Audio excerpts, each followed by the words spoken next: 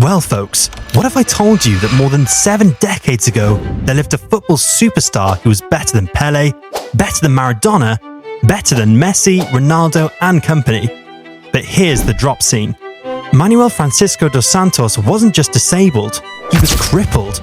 His body was deformed and according to the doctors, he was never going to walk. But guess what? The man defied all odds and won 2 FIFA World Cups, the Golden Ball and the Golden Shoe. Oh my goodness. So what is his story? How good was he? And what went wrong with him? Stay tuned and hit that subscribe button because this is going to be one hell of a video. Manuel Francisco was born in Pau Grande, a small village located to the north of Rio de Janeiro in 1933. But as soon as the doctor saw him, they realised something was gravely wrong. In fact, a doctor later examined him and declared him a cripple. Jeez. And rightly so, Manuel's left leg was 6 centimeters shorter than his right leg and curved unnaturally outwards. His right leg was bent inwards, and his spine was S-shape. Oh my goodness. Growing up, Manuel was a small and fragile child. This prompted his older sister Rosa to give him the nickname of garrincha, which means little bird in Portuguese. As a kid, Garrincha was as carefree as ever. He didn't think much, as he didn't have an ounce of interest in football, and he was living a very normal life. But despite all of this, the folklores of his immense footballing finesse were echoing around the country. It was to the extent that scouts all over Brazil knew of him, but yet many refused to believe the stories about him until they saw him themselves. One once even said, "There is an unknown player who lives in the woods, has bent legs, is totally unmarkable, and dribbles like the devil." Eventually, the scouts watched him play, and they were flabbergasted. How could a 19-year-old be so good? Initially, Garrincha was not interested, but after some serious convincing, he finally agreed to pursue professional football, and he was signed by Botafogo in 1953. Professional career. Now, hear me out. It was Garrincha's first day at practice, and guess what? 15 minutes into the first training session, he dribbled the ball through the legs of Nilton Santos, leaving the national team players spellbound. Bro had never seen someone like him. Never. Garrincha's talent was off the charts, like trying to cage a hurricane. Picture this. On his debut for Botafogo against Bom Sucesso, he didn't just score once, or twice, but thrice. Jeez, talk about starting your pro career with a bang.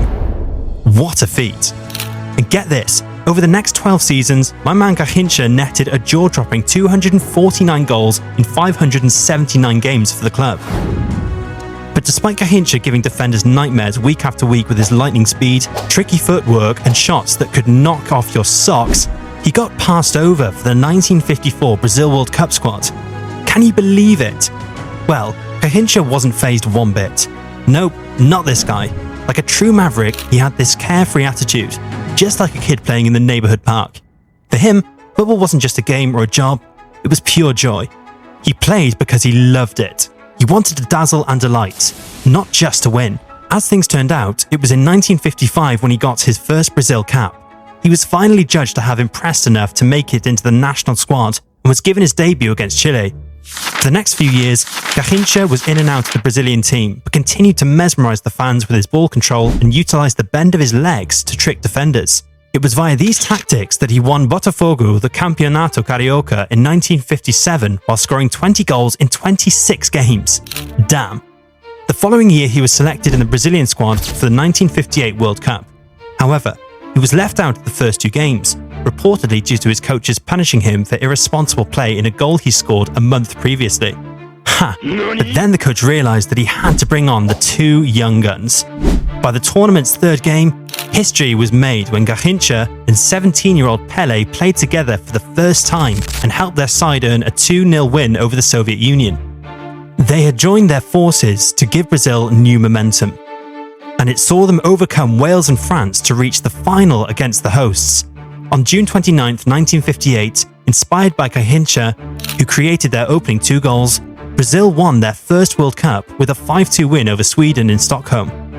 According to Wales fullback Mel Hopkins, Garrincha was more of a dangerous player than Pele. He was a phenomenon, capable of sheer magic.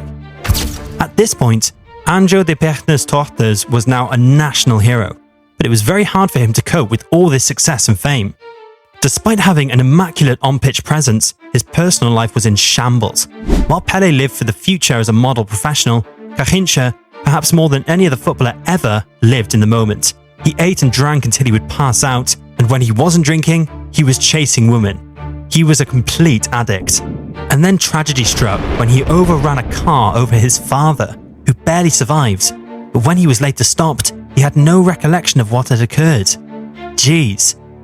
Well, folks, the good thing about great players is their ability to bounce back, and Garrincha's problems off the pitch were soon overshadowed by his performances on the pitch again. In 1961, he won the Campeonato Carioca, the O'Higgins Cup, and the Oswald Cruz Cup with Botafogo, but the best of him was yet to come. 1962 was to be his best year. At the club level, he was simply unplayable, helping his team to another Campeonato Carioca, another Oswaldo Cruz Cup, and the first Torneo Rio-Sao Paulo. But this was nothing compared to his success internationally. At the 1962 World Cup, he was in the best form of his career.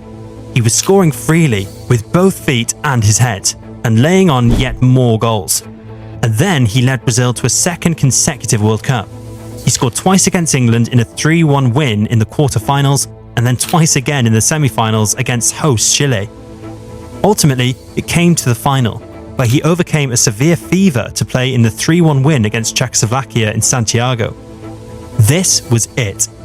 He was called Alegria do Povo, People's Joy. Rightly so. He had won his country their second Football World Cup. Damn. With this, he also became the first player to finish a World Cup as the winner of the Golden Boot as top scorer, the winner of the Golden Ball as a player of the tournament, a place in the All-Star team, and most importantly, a winner's medal. Damn. If you guys want A to Z football to succeed, then don't forget to subscribe to our channel. And the fun part is, he was just 28 years old, but it would prove to be the peak of his career. The shape of his legs was beginning to cause him terrible pain, and within a year, the state of his knees would not let him play 2 consecutive games. He had been advised to have an operation to correct his legs as far back as 1959, but had refused until he was finally forced to in 1964. Unfortunately, by then it was too late. He already lost most of his pace and mobility and was never the same player again. You see, prior to this issue, Garrincha had comfortably played more than 30 games a season for most of his career, but he could not manage as many matches in total across 3 seasons following 1962. In 1966, he managed to return to the World Cup and scored a memorable goal in a 2-0 win against Bulgaria, but he could not prevent his country from losing 3-1 to Hungary and being knocked out of the tournament at the group stage. That would prove to be his 50th and final appearance for Brazil, and incredibly, the first time he had ever lost while wearing the national jersey. Additionally, he played 40 games alongside Pele, and well, the duo never lost one. Damn. Anyway, by the end of the 1966 World Cup, Garrincha's injuries and reliance on alcohol had diminished him as a player. In April 1969, he was believed to be drunk while driving a car when it was involved in an accident that killed his mother-in-law, Dona Rosario. This was an event that had a profound effect on his life. Garrincha was never the same after this. There were reports he attempted to take his own life afterwards. In 1973, at the age of 40, the Brazilian legend officially retired with a farewell match between a FIFA team and Brazil, hosted at the iconic Maracanã Stadium in Rio de Janeiro in front of a crowd of 131,000 people. Sadly, he did not enjoy a happy retirement. He had not saved any of his earnings from his career, either because he had spent them or been taken advantage of by others. He did not even have enough to help secure a loan to buy a house. He struggled for work, briefly representing the Brazilian Coffee Institute as an ambassador, and began to feel forgotten and almost abandoned by the football community. His alcohol dependence became more and more serious. On January 19, 1983, aged just 49, he slipped into an alcoholic coma and was rushed to hospital for his 8th visit that year. But the following day, he died of cirrhosis of the liver, leaving behind a strong sense of grief that gripped Brazil in the days afterward.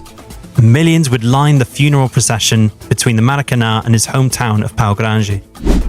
While Brazil had produced many great players, few were loved as much as Garrincha for his rare talent and his imperfections. Many Brazilians could see themselves in him and how he so clearly played the game for fun. On his gravestone is the simple and apt inscription, Here rests in peace the one who was the joy of the people. If you enjoyed this one, I bet you wouldn't want to miss the story of a football player who quit due to his depression. Damn.